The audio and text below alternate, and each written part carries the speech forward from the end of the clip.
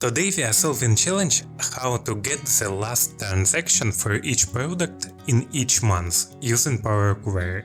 Let's jump right in. Load your table into Power Query. Here is the data we'll be working with. It has dates, product IDs and quantities. Next we need a column that groups transactions by year and month. This will make it easier to organize our data.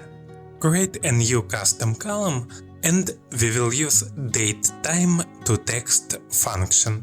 It converts the date into a simple year-month format, like 2024-12. Here's how it works. The DateTime.ToText function takes a date and turns it into a text string. The format YYYYMM ensures we only keep the year and month. Now we can group the rows by month and product ID. The goal here is to organize each product's transactions for each month and group only the last transaction for each group. Select All Rows operation and press OK.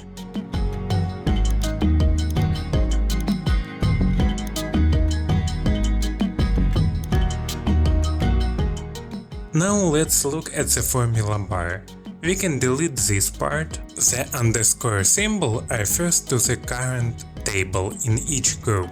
For example, all transactions for a specific product in a specific month. Table.LastN underscore 1 keeps just the last row of this table, assuming the data is sorted by date. Finally, let's pull everything together into a single table.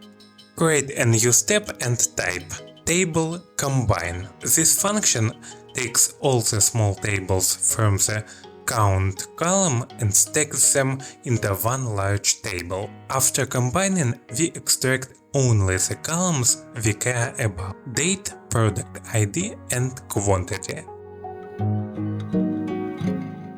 And that's it. We've filtered the last transaction for each product in each month. I hope this was helpful. Thank you for watching and I'll see you in the next video.